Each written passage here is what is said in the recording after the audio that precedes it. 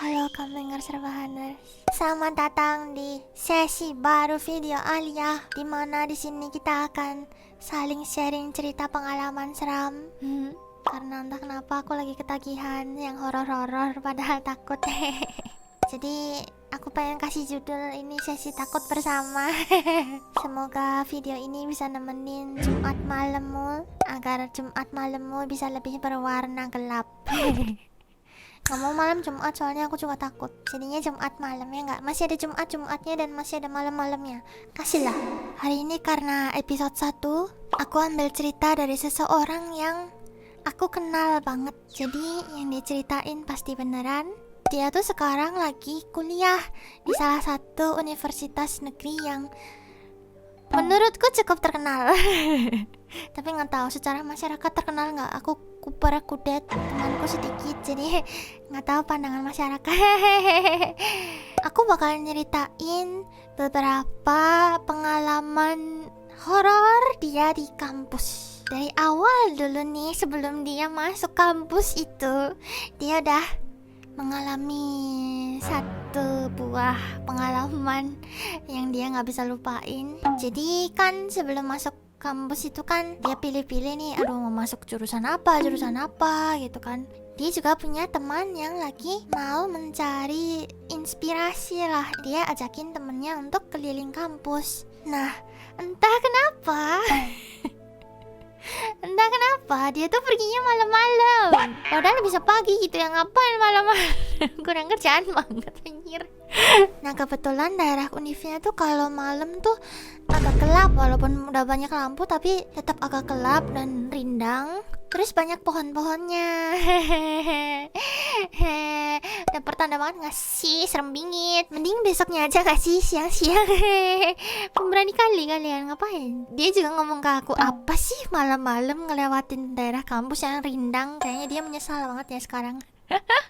Nah jadi mereka keliling-keliling tuh, keliling kampus. Habis itu sambil ngobrol-ngobrol kan. Terus dia nyeletuk ke temennya yang dia bawa tuh. Dia bilang, aku kayaknya mau masuk FISIP deh, mau ngambil sosiologi atau sejarah gitu. FISIP itu nah FISIP tuh apa? Aku Google dulu. Udah tahu. Cut biar kelihatan intelek. FISIP itu adalah jurusan sosial apa tadi? Fakultas Sosial Politik. Nah terus temennya tanya, oh oke, mau lihat fakultas FISIP itu?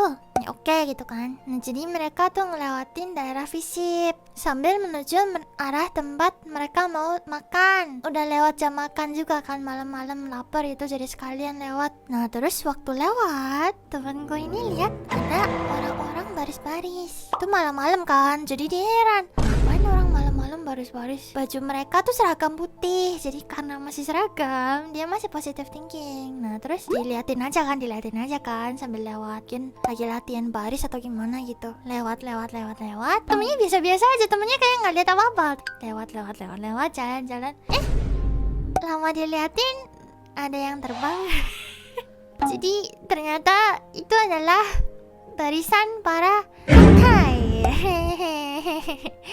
Yang setelah itu mereka berterbangan rame-rame. Jadi kalau dibayangin kayak barisan orang terbang, kayak scene Harry Potter gitu. Tapi setan. Terus dia ngomong ke temannya, gimana kalau kita mempercepat jalan kita ke tempat makannya karena aku sudah amat sangat lapar. Kamu anjing katanya. Dia nggak berani nakutin temennya juga kan, kasihan kan. Karena itulah dia nggak mau masuk FISIP. Impian dia untuk belajar sosiologi dan politik di situ ya urunkan. Terus dia sekarang masuk sastra Jepang. Yeay, jadi salah satu ibu.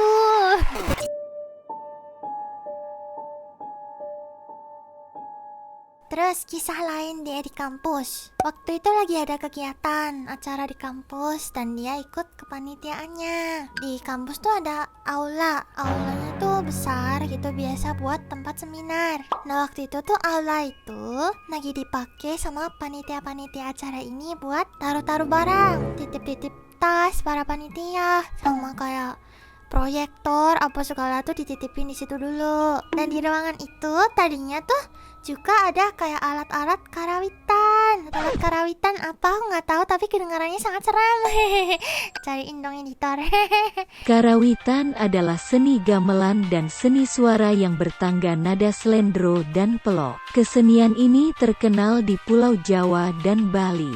Sama ada juga set gamelan. Tung ting tung ting tung ting, ada gong, ada apa segala di sana.